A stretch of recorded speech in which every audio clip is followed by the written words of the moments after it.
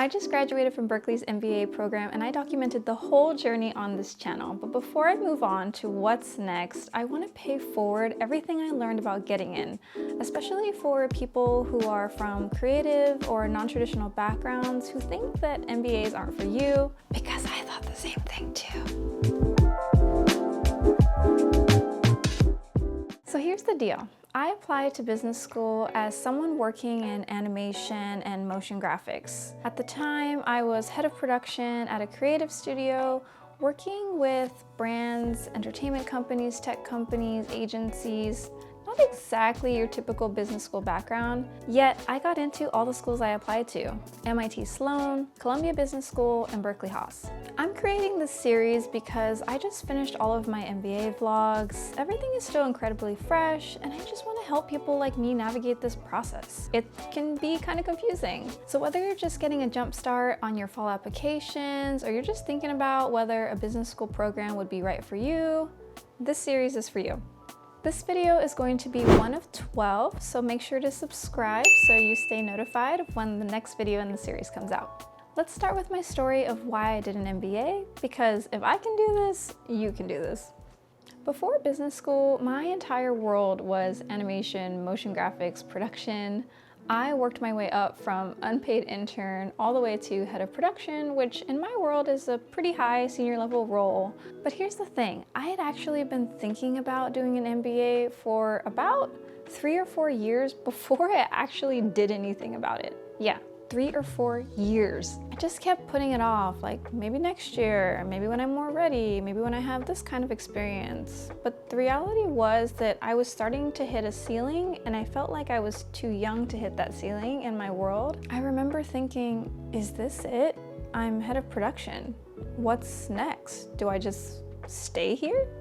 Meanwhile, I was suddenly in all of these conversations with our founder about the future of the business, and I felt like such an imposter. Like, what do I have to bring to the table other than just executing really well? Plus, I really wanted to meet people outside of entertainment, outside of my bubble. I could already see the storm coming. I knew that the entertainment industry was about to go through some turbulence, and I knew that if I didn't start making some plans, up-leveling my skills, that I was going to be in trouble in a few years. So after years of thinking about it, I finally decided to apply. But I told myself, if I'm going to do this, I only want to do this in the best way, which for me meant a top program or nothing. So I researched the top 15 programs in the country, and I narrowed down my list of where I wanted to apply from there.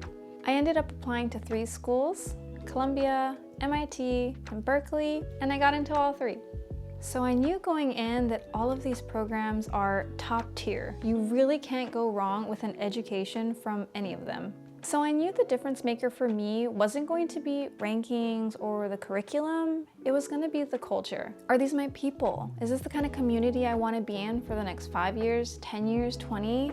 Because an MBA program isn't just 2 years, it's a community for life. So here's how I thought about each school. So first, MIT Sloan. MIT's reputation precedes itself. I loved the full-time program when I went to visit. The executive program had a little bit of a different vibe. I found it to be a little more reserved, but I realized that somewhere along the line, I think I just wanted to prove that someone like me, with a background like mine, coming from a small town, coming from this creative background, that I could belong in an institution like that. So when I got in, it meant a lot. I think it gave me validation. The admission meant something.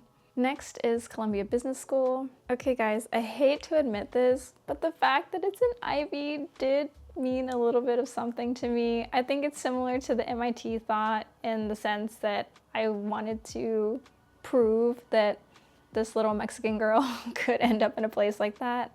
But what I realized is I love the city of New York more than Columbia itself, and I couldn't really see myself living in either Boston or New York long term. I know I wanted to expand my network, expand my bubble outside of California, but I realized that I could do that anywhere.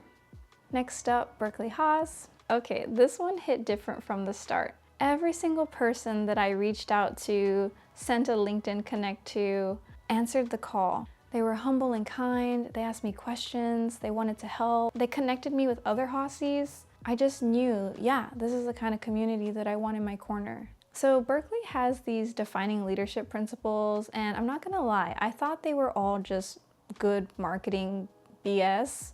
But when I met people from Haas, I realized that the values are lived.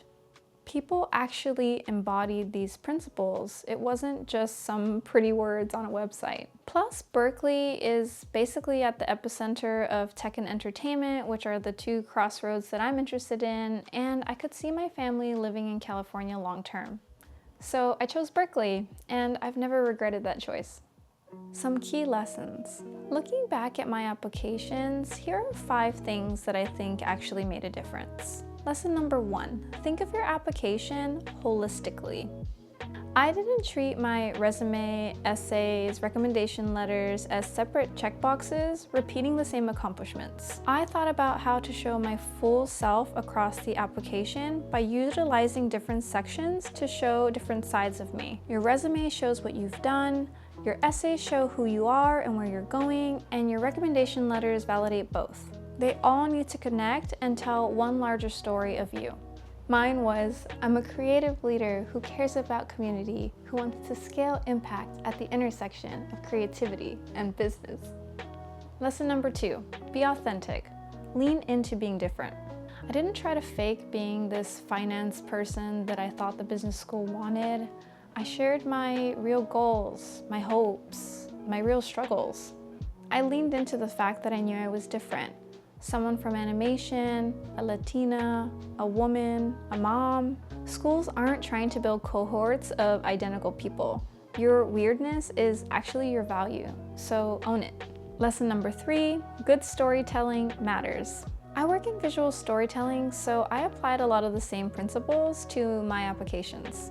What's the arc? What's the conflict? What's the transformation? If you can't tell a compelling story about why you need an MBA and what you'll do with it, the admissions team isn't going to be able to figure that out for you. Lesson number 4, get feedback early. I didn't do this alone. I asked a lot of people who had gone through this process before. Friends, alums, mentors, and I asked them early on so that I had enough time to get their feedback and actually apply it. Your first draft is going to miss things, but it's okay because other people are going to help you catch them.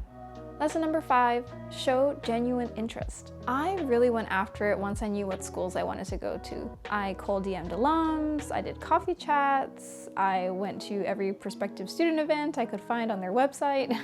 I basically talked to anyone who would give me their time. But I didn't do that to game the system. I genuinely wanted to know if I was making the right choice, if these schools were right for me. And I think that curiosity came through in the conversations and in my applications. Schools can tell if you genuinely care and are engaged, or if you're just trying to check boxes. So you gotta show your intent. Over the next 12 weeks, I'm breaking down everything. Next week, we'll be talking about fit. More specifically, how people from non-traditional backgrounds should think about school fit a little bit differently. And the rest of this series, we'll talk about things like how to pick schools, the application timeline, your essays, test scores, financing, all of it. This is my way of paying it forward to you guys. And for a limited amount of time, I'm gonna be helping applicants one-on-one with support on essays or strategy. So if that's something you think you might be interested in, check out the link in my bio below. And if you already know you're serious about applying, I created a free guide. It's an MBA guide for people from non-traditional backgrounds. It has everything that I learned from getting into MIT, Columbia, and Berkeley. It's the kind of guide that I wish I would have had when I was applying, and it's going to cover a lot of stuff that we might not have time for in these videos. I'll link the guide in the description, so go and grab that. Alright guys, that's it for this one. Thanks for letting me pay it forward. I'll see you next week when we talk about fit. Bye!